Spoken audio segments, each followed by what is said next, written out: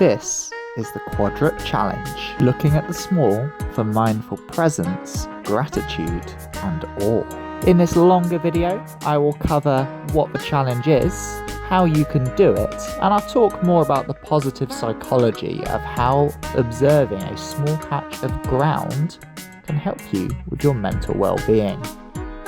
So a quadrat is actually a tool used in ecology to sample a patch of land. Let's say I went into the garden and I was trying to work out the biodiversity. For example, how many blades of grass, how many clovers, how many dandelions are in this garden. Rather than trying to count the entire garden, I would pop a quadrat down, I'd measure that quadrat, maybe do more than one different random points and count the blades of grass, clovers and dandelions in each patch. I'd then use some maths to extend that to a garden as a whole. Now you'll be pleased to hear that this whole challenge involves no maths. In fact, the whole idea is to be more observant and less cognitive. But I named it the Quadrat Challenge because I like the idea of sampling our surroundings as a observer, an experiment, a bit like a mindful scientist. So to do this challenge, all you need is a frame, or what I'm calling a quadrat. Now, unless you've got an expensive ecological quadrat kicking around at home, feel free just to make some kind of frame yourself. In this case, I'm just cutting out some cardboard from a leftover Coke packet, or you could use something like a cereal box that you've cut out, or a photo frame. You're then going to chuck it somewhere random in your house and spend a bit of time just being really attentive to whatever is inside of that quadrat. The square's a small patch of earth that you probably normally walk by and don't pay much attention to. And you might approach this cognitively, thinking about what it's used for and being aware of any memories that parts of it ignite in you. Perhaps you survey it, paying attention to everything that you can find within this square. You may want to engage the senses, how different parts feel, look, even smell. And in doing this, you may even experience some of that positive psychology, being in the moment and realizing just how vast the world beneath you is. Here's an example of a quadrat challenge I did earlier. This is the Quadrat Challenge, looking at the small for mindful gratitude and awe. Today's sample is from the living room carpet, a patch that I barely use besides as a walkway or if I have to do any stretches. I notice a purple bristle left over from the Christmas tree, what looks like a whisker belonging to the cat, various strands of hair, some belonging to the cat and some to us. From a distance I thought the carpet was one colour, but as I draw closer I notice it's a combination of beige and brown. Drawing closer, the threads remind me of hundreds of little scales and I enjoy pulling them back. The texture is rough and hard, compared to the mat, which is much softer with cushioning. There's no obvious smell besides maybe a slight dampness, and I don't want to lick it. All this detail, history, sensory information contained within the quadrat, a cereal box. The world is vast and awe-inspiring if we look. So let's talk about the positive psychology of this, of how the Quadrat Challenge might be good for our mental health. And first up, I'm going to talk more about awe. So unless you're religious, awe probably isn't a word that's in your everyday vocabulary. You may, however, say awesome as something that is positively awe-inspiring. You might say awful for a day that is full of awe, but you mean it in a negative capacity. And awe is also a fairly new term when it comes to mental well-being, positive mental health and psychology. So awe is an emotion that's distinct from other feelings like fear or excitement, joy or peace, although it may contain elements of all of those. Awe is also a psychological state that we can enter, and it's experienced in response to situations that are firstly vast, where we have a smaller sense of self. The example at the moment is walking through nature and seeing nature, whether it just be looking at the greenery or a huge mountain where we pale in comparison, is one example that can inspire awe. Nature's vastness comes from its size, its scope, complexity, and power, and in that sense it's awe-inspiring. But there are other things that can inspire awe as well. Spiritual practices like prayer or meditation. Creative arts like being struck by the beauty of a painting.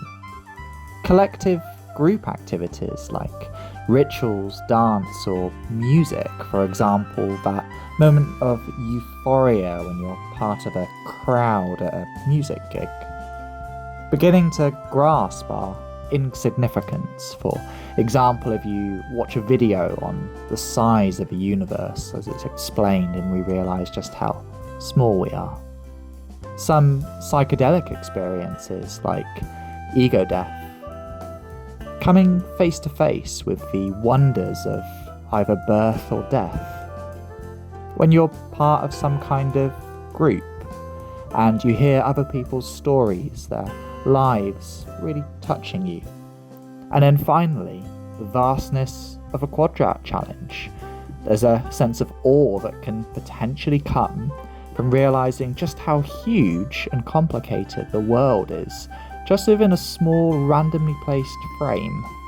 All of these experiences are vast, an example, awe. So that's the first thing, vastness.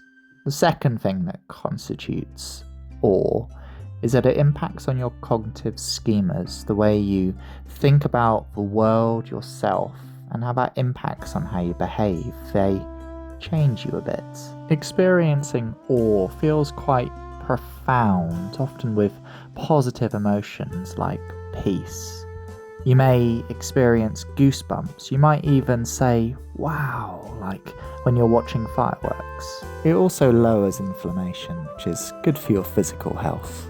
The default mode network is the parts of the brain we use for introspective thinking, like daydreaming, contemplating the past or future, and focusing on ourselves, including that pesky self-criticism. Now, these regions of the brain in the DMN are very useful and necessary to our survival, but too much activity can lead to an amplified sense of self, and an amplified sense of self is associated with a whole host of difficulties like depression, anxiety, rumination, body image issues, self-harm, eating disorders, addiction. Or experiences reduce this DMN activity. And this can shift our perspective from introspection to observation. It moves our thoughts and feelings from our internal world to the external, and this can really work wonders to combat those mental health holes we can so easily get stuck in. In fact, all walks, like in this woodland by the side of a road, have been used as mental health treatments. We begin to experience more present moment awareness, and time might even start to feel like it's going slower, which can be a wonderful break from our busy, sometimes self-critical and difficult minds. So now that we're observing rather than just hearing our inner narrative, we can start meaning making. In reducing the DMN, our rigid negative thought patterns are more flexible. We're reflective rather than ruminating. We are freer rather than relying on internalized scripts. And we can be critical without our ego being affected. All can expand our worldview, accommodating new information, which can help lead towards personal growth and reduce distress and depression as we align more closely with our values. And then there's one final benefit of awe. So it turns out that being highly introspective with that increased DMN activity and an amplified sense of self can make us quite rigid and mean that people who are different to us are quite threatening. We're stuck in our head, we're ruminating, we are rigidly clinging to our self-concept, we have an amplified sense of self, and that's associated with social problems such as bullying and discrimination, which can risk something utterly terrible for our health, loneliness, which which is reported to be as bad for us as smoking 15 cigarettes a day. Well, the good news is that awe experiences can improve that. Awe was seen as prosocial. In having more awe experiences, we're likely to be more generous, cooperative, and better able to connect with other people. You see difference, it will be seen as less of a threat. We will be able to see the common humanity in others and have an enhanced ability to take other people's perspectives outside of our small selves. And this difference is even physical. We'll start producing more oxytocin, which you may have heard described as the love hormone. And understandably, this greatly improves our well-being and can even boost our life expectancy. So that's awe, a human emotion in response to something vast that changes our cognitive schemas, allows us to make meaning in life, and is prosocial. Trauma is a little bit like a villain, making us reevaluate our life in response to huge trauma information. And awe is a bit like the hero, doing the same thing, helping us to reevaluate our life, again, in response to something outside of ourselves. I've stuck up an infographic from Monroy and Keltner's 2022 paper on the benefits to our mental and physical health of awe. Feel free to pause the video and digest that, and here are the references used in this section. If you want to experience awe, then really going out in nature that wows you is your best bet. But the Quadrat challenge really has potential to emphasise the vastness of the world, which could mirror some awe experiences, possibly more similar to wonder or astonishment, but I think it could definitely be considered as awe-light. Our next benefit of a Quadrat challenge is gratitude. In the background, I'm feeding the cat that's always grateful for food. So, gratitude is one of the most researched topics in positive psychology, but defining it can be quite difficult, and most of the papers I read on it seem to all define it differently. It's been described as a feeling, a personality trait, a moral virtue, a discipline, an attitude, habits, intervention, or a coping response. You can be grateful for people, and yet you can also be grateful for things or circumstances in your life. So, I would like to define gratitude as bringing into our awareness something or someone that is benefiting us, and then focusing on being grateful for that person or thing. And you're welcome to argue over the semantics of whether that's a feeling or some other kind of trait or attitude. Although there is some debate, gratitude seems to consistently have a small effect on well-being. And here are some of the theories as to why that might be. See, we're evolved as problem solvers, and that's really essential for our survival. But in our modern world, being problem-focused and living that way is all a little bit overwhelming and can mean that we overlook the positives.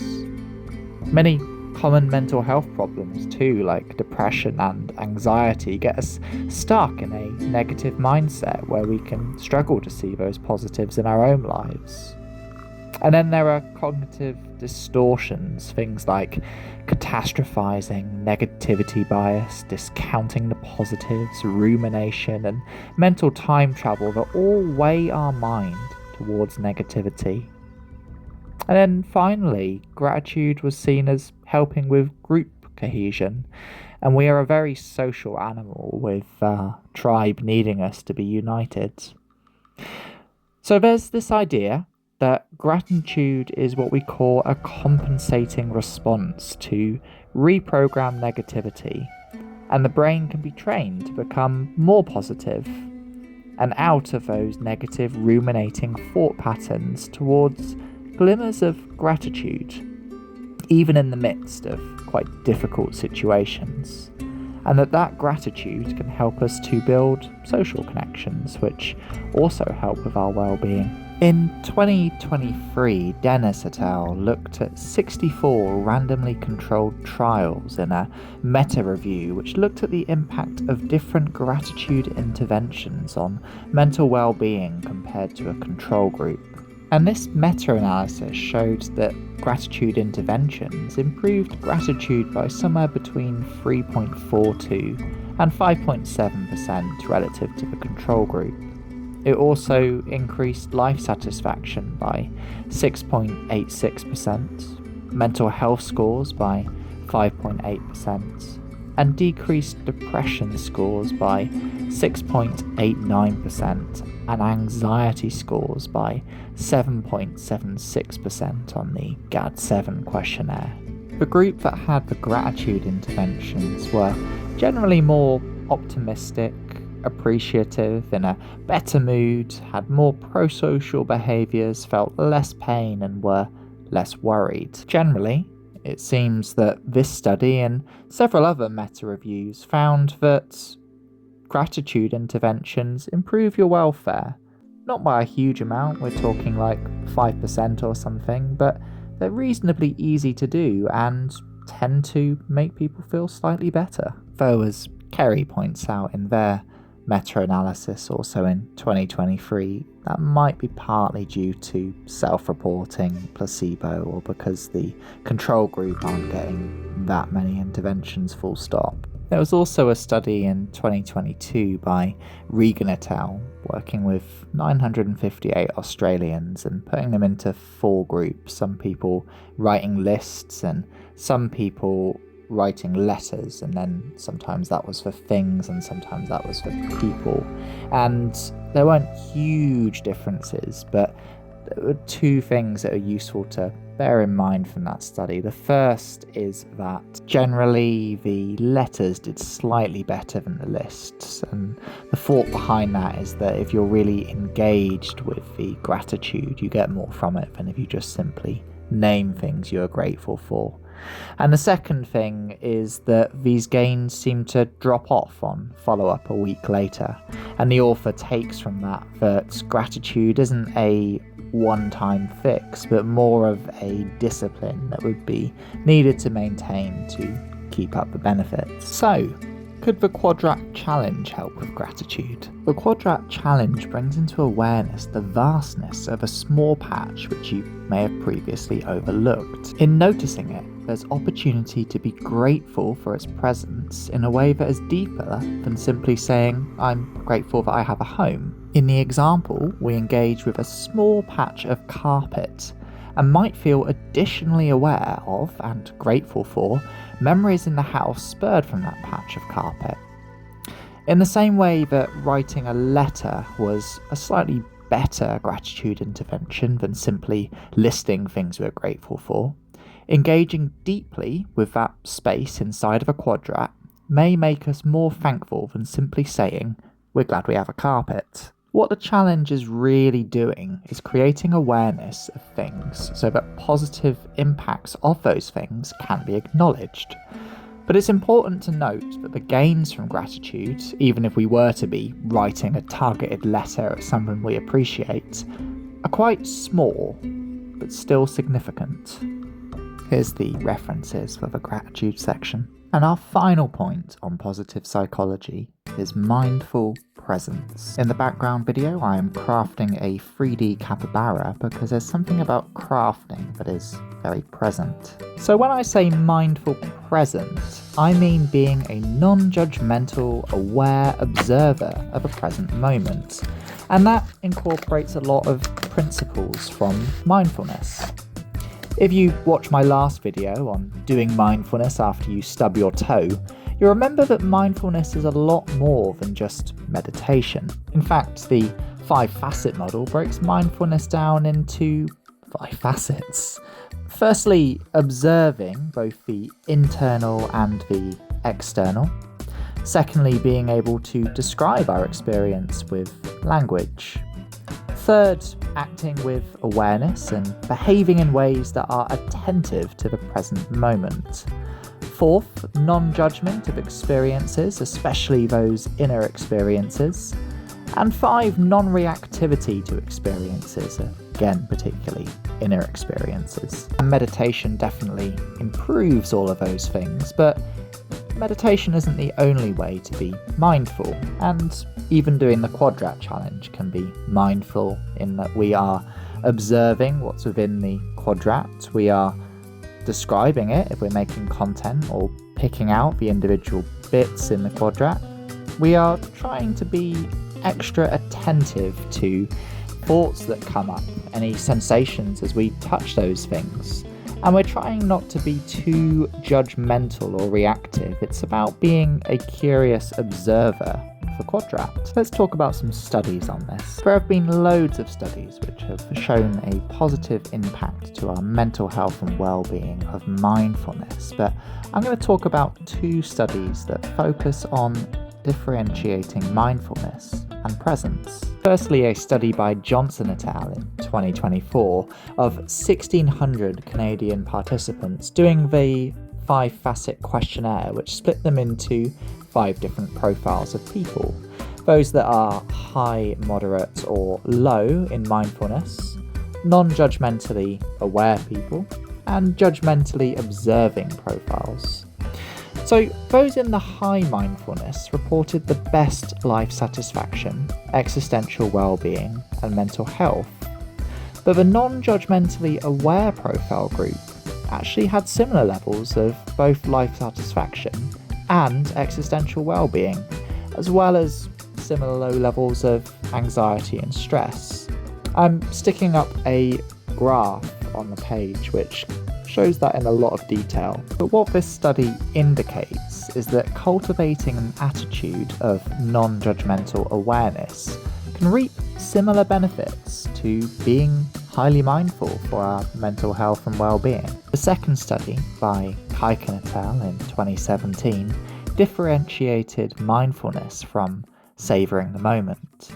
Savouring the moment being about responding to positive experiences and trying to enhance them, and mindfulness being about observing whatever is going on in the present moment without judgment. So they questioned 89 people over 40 days to assess their disposition towards mindfulness and their ability to savour the moment. And from those surveys, with this fairly small sample size, they found that savouring the moment significantly predicted about 12% of the between-person variance in daily reports of positive emotions. They suggest a mechanism where it's savouring the moment rather than mindfulness that helps predict higher levels of positive emotions and so increases psychological health. However, savouring the moment has a moderate, significant relationship with how dispositional you are towards mindfulness, i.e. doing mindfulness helps you to savour the moment, which creates positive emotions, even if there's a lot of negative emotions in your life, and helps to improve your psychological health. What I'm saying from these studies, and this maybe reflects things like flow, is that there are an awful lot of benefits from being present and aware and in the moment with what we are doing, and that may look like meditation, but it can also look like doing activities, particularly activities where we're not judging the thoughts or the feelings and sensations that are going on, what we're observing, but we're just allowing those things to be. And that in doing activities which promote dispositional mindfulness, savouring the moment, and non-judgmental awareness, there can be a feedback loop where those things become easier, which in turn impacts on our well-being and positive emotions. So, to what extent is the Quadrat challenge a useful tool for increasing mindful presence, and to what extent does mindful presence actually make a difference in positive psychology? To answer the second question, much like gratitude isn't going to have a huge impact on your life, maybe a 5% improvement, being able to be mindfully present, again, doesn't feel like it has a huge impact on your life, maybe a 12% increase, but you know what? The 12% increase is quite a significant improvement, isn't it? The Quadrat challenge definitely isn't the optimal way to be mindfully present or appreciating the moment, savouring every positive aspect of it, but I think it achieves it to an extent. You are being present in the moment. You are being an observer of what is there in front of you. And you're not being a judge. There's a sense of leaving your head to experiment and to look at what's in front of you. Here's the references for the mindful presence section. So, conclusions from this video. We introduced the Quadrat challenge and looked at some papers to talk about the psychological benefits of awe, of gratitude, and of a mindful presence. The Quadrat challenge is not a recognised mental health intervention, so understandably there are no papers on whether or not it has efficacy at helping us to be more of any of those things or of treating mental health and well-being. However, we do discuss how it could have glimmers of an awe experience, maybe more wonder, curiosity, or astonishment, how it may be able to help with gratitude in the sense of engaging with things that we are particularly grateful for, and it may be even stronger as a way of building mindful presence. And seeing as those three things are all associated with positive psychology, the Quadrat challenge will probably help you feel a little bit better. And at best, we are talking somewhere between 5 and 12%, but it might cultivate an attitude of being mindfully aware and looking out for other awe experiences outside of a tiny cube in your household. There are some other benefits to this thing which I didn't discuss. For example, it being a break from screens that are so easy to sink our time into and aren't great for us, and spending a bit of time looking at our house at a bit we might otherwise ignore has benefits to it because we're not spending time on a screen, we're doing something different. I also didn't talk about how it's a little bit dull, this challenge. It's a bit mundane, a little bit boring, staring at a tiny quadrat on our carpet. The world these days is so engaging. The posts that you read about are people who are incredibly successful, and it's easy to compare ourselves to those people or to think that life needs to be stimulating and exciting, which just isn't reality. So there's something to be said about paying attention to things that aren't that interesting, that are a little bit dull, paying attention to the mundane and being curious about those aspects that help us perhaps to be more interested in parts of our life that aren't always 100 miles an hour and exciting. And if we make content on it, please do. Maybe one day the Quadrat challenge will trend. I may well make a video every month or so on it. If we're making content on tiny corners of our home, well, maybe that will also trend. Maybe we will start to celebrate the mundane things in our life. Maybe we will have passion and intrigue and excitement to talk about things that otherwise might get overlooked. If I can talk about a corner of my room, a tiny square of my room with excitement and intrigue and curiosity, well, maybe I can start talking about my hobbies with excitement and curiosity. Maybe I can start talking about my interests or things that have happened in my past. It could help us to be more pro-social and to boost our self-esteem, because suddenly if dull things are interesting, a hell of a lot of other things in our lives may be interesting. I forgot to mention that I also don't think there's very much risk around the Quadrat challenge. In the worst case scenario, you make a bit of content that's not particularly interesting, or you get a little square and stick it down and don't gain much from it. But I don't think there's much risk of harm, which is a huge bonus of any kind of intervention. Outro. Thank you so far for listening. Do have a go at the Quadrat challenge yourself. It's relatively easy to make a frame, and feel free to post something on it. If you do, feel free to tag me. I am Simon's Listening on YouTube, Simon's Listening on TikTok, and on Facebook I'm Simon's Listening Counselling Services. I would be fascinated to hear about the mundane aspects of your life, about the tiny squares in your room, in your house, and to see the joy and the excitement and the presence that comes out of engaging with that. Do also feel free to check out some of my other videos. There's a playlist of the Quadrat challenge, gratitude, awe and mindful presence up on YouTube, and you might be interested in some other videos like using mindfulness when you stub your toe or understanding grief from being locked in the toilet. If you are also interested in counselling, feel free to contact me. I would love to journey with you, and I offer a free half-an-hour intro call, partly to chat scheduling, but also for you to get a sense if I feel right for you, because a huge amount of the outcomes of therapy are just based on how well you get on with your counsellor. Anyway, thank you so much for listening. Do feel free to do a Quadrat challenge of your own, and I wish you well in the rest of your day. Bye.